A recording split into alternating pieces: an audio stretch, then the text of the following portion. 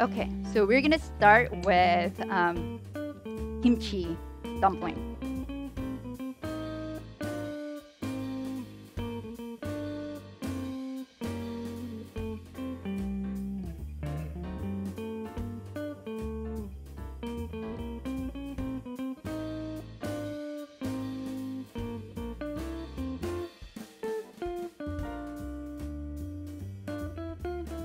I have kimchi with onion and garlic that I already cooked up. Because when you have vegetables hitting with salt, kimchi is very salty, right? So when you have those two together, they'll start generating a lot of liquid. So that's not very good for dumpling filling because you want to be able to put it in and stay there, not just bleed out everywhere. So I have kimchi cooked. And as the kimchi cooks, it changes a little bit of taste, right? It has that more of a nutty taste to it that's added to really tart kimchi. And also, again, this glass noodles that I chopped up. And it looks a little sticky, but as soon as it meets other ingredients, it's gonna ease up. Then I have garlic chive that I chopped up. And this is garlic chive. So you can use regular chive, but I think this has more body. So you can, it's easier to use this garlic chive than just regular chive. Also, if you don't have garlic chive, you can use, substitute the same amount of scallions, which is fine. But I just like that a little bit of garlic and it's a little bit more taste to it. And this goes with any kind of dumpling filling, any filling that you use for dumplings or buns. It should be chopped up finely so that when you put it in, it's not like sticking out everywhere and it's hard to seal. So I'm just gonna mix it together. And also, because you are putting this as a filling for dumpling, I'm gonna add a little bit of soy sauce, sesame oil, and vinegar. Kimchi itself has very strong taste, but because it's also seasoning for the whole wrapper, you want it to go a little stronger. Also you can use tofu in here too. A lot of people do, but I just want you to taste the really strong kimchi today. For today's filling, I made my own vegan kimchi. So kimchi will be vegetarian because it has egg in it, but the kimchi I made was vegan.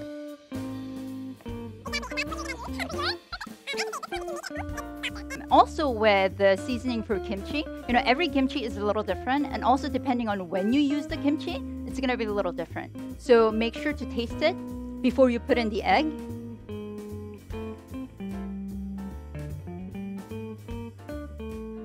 Now you're gonna make the dough. It's basically just flour, salt, and water. And you wanna get it to Play-Doh consistency.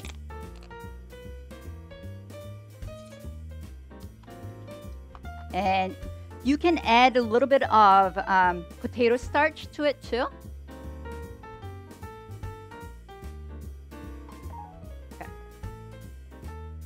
So it's a little sticky, but this is pretty good. Then you want to knead it or squeeze it for a while. And then you're gonna wrap this in plastic, and you can leave it out for 30 minutes or overnight. So if you know you're gonna make dumplings tomorrow, you can make that tonight and then put it in the refrigerator. And then when you need it tomorrow, you're gonna take it out and leave it at room temperature so that it gets a little soft. But this is basically what you're looking for. And it'll be easy to roll out. And also another reason you don't want to make the dough and roll it right away is because it forms gluten while you're kneading the dough. So it's hard to roll out if you want to do it right away. So you want to give it a little bit of rest time at least. And then a lot of the basic wrapper recipes will tell you before you roll out, you take a little bit of pieces and roll out individually. And this is my way of doing it. I think this somehow cuts a little bit of time and effort. You can decide what you want to do if you're making the dumpling dough at home. Use the cookie mold.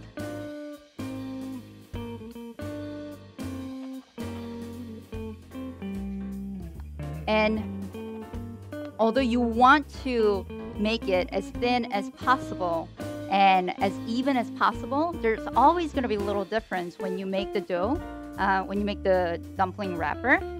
So you want to give it a little bit of rolling as you're punching it out. And if I'm making like 20, 30 of it, then I'd want to keep the dumpling wrapper covered. But I'm only showing you a few. So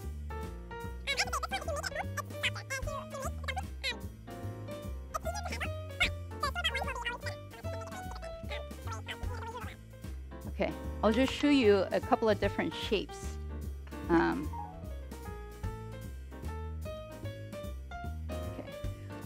Just in time for today's event, I cut a little bit of fingertip, so I have to use my gloves, and we'll see how it works out today.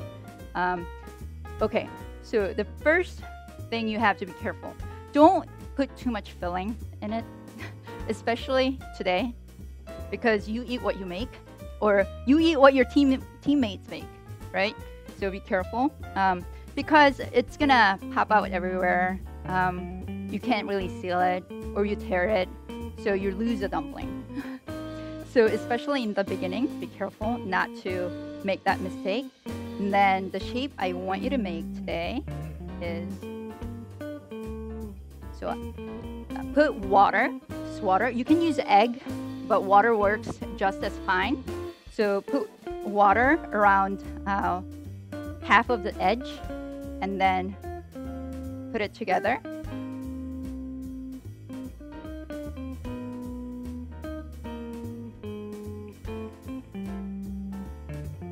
And then we're gonna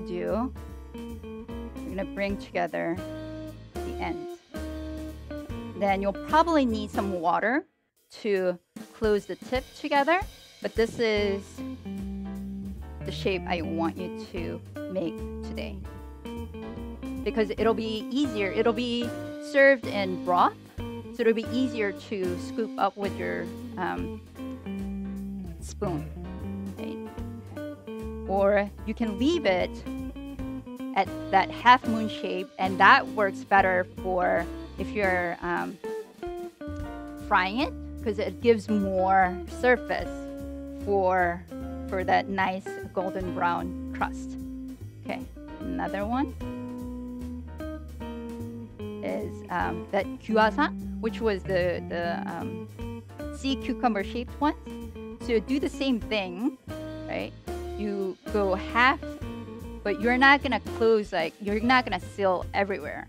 So you press along the way, but not completely. I'm gonna put it down. Go this way.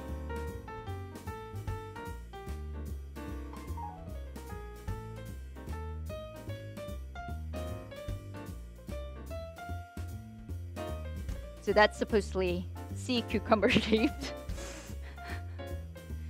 And then I'll show you one more. Let's try buns.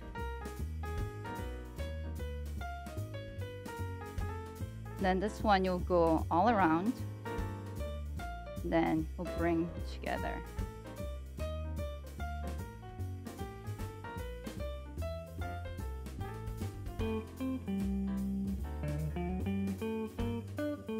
A lot of times with fresh-made ones, fresh-made wrappers, you don't even need water. You just press together and it'll seal. So there's Hansu. I'll go one more time. This. Okay, just a little bit, and then water on half of the wrapper, then close it, and seal tight. Then you're gonna bring together both ends, then put a bit of water here. So that's the one.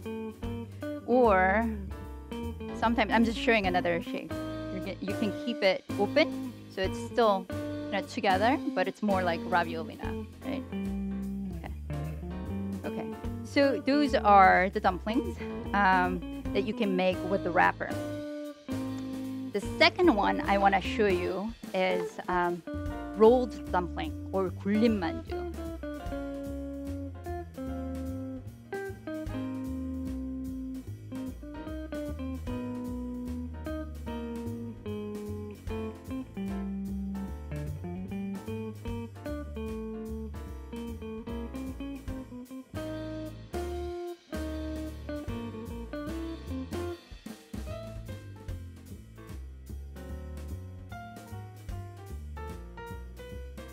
You can put kimchi with meat. Kimchi and pork are very popular combination. So again, with kimchi and pork or beef, you can use it as a filling, and you can basically use anything as a filling. Make sure they're just chopped up nicely so that it all fits into the wrapper. Okay, now with this one, I made it to a meat filling of beef, pork, and also tofu. As I mentioned, tofu and glass noodles are very popular ingredients for dumpling filling in Korean cuisine. And then I have, again, garlic chive and a little bit of garlic and ginger, grated ginger, with soy sauce, sesame oil, and vinegar. But this time I'm gonna add a little more because this is not seasoned at all. And it's best if you can just get in there and use your fingers, because what you want to do is eventually they come together enough that you can't really distinguish between tofu and any meat. So they'll be completely mixing. Yes, it keeps it moist, right? So it looks like very much like meatballs, and I think Chinese version is more of like a very much like meat-filled dumpling, whereas the Korean dumpling is rather it's softer. I don't want to say bland, but it's the taste-wise it's softer in that way too, and texture is also soft and moist.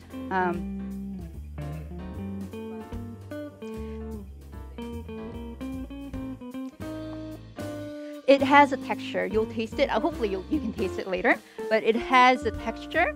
And also what I noticed is, the glass noodles that we see in japchae is very slippery because it's cooked in a lot of oil.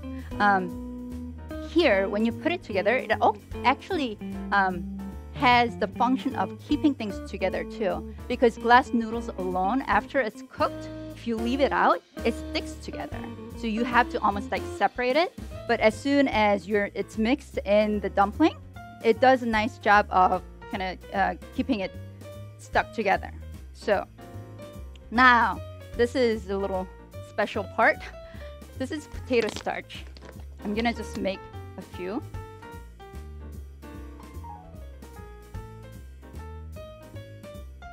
So what you do is, instead of using the regular wrapper, we're gonna roll in potato starch. Put a little bit of potato starch in the mix too, and that's what you have too.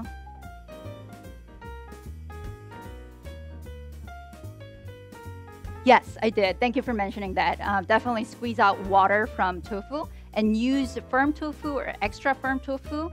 Don't use soft tofu that has too much water in it. But even for firm tofu or extra firm tofu, you'll be surprised how much water you can squeeze out of it. So let me try about 3. So instead of using the wrapper, we're gonna roll in potato starch.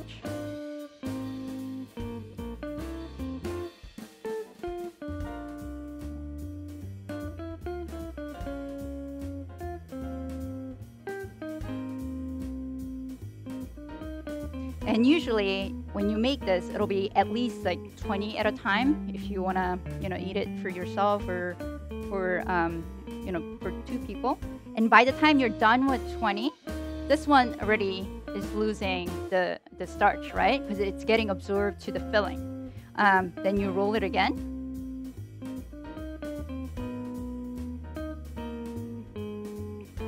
And you do this about 3 times, and then you can see that it stays a little longer. And then you boil this. You just boil it, and then it floats up when it's done.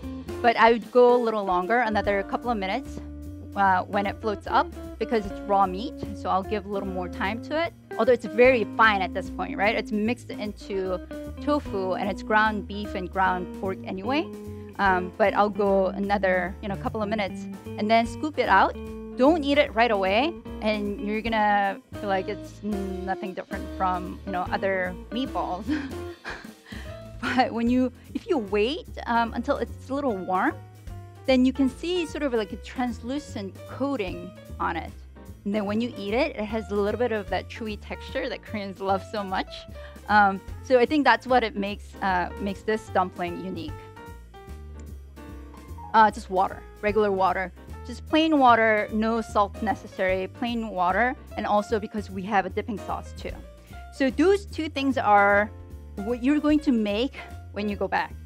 So now you can go back, and you should have a station for making dumpling.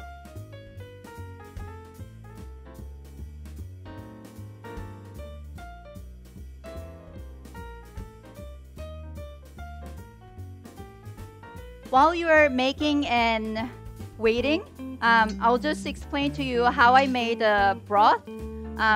I basically used dried shiitake mushroom and dried kelp, also called kombu or dashima in Korean. I just soaked them in water and then put a little bit of doenjang, which is fermented bean paste, to give a little body and little saltiness instead of adding salt to it. It's very mild. It's very easy to make.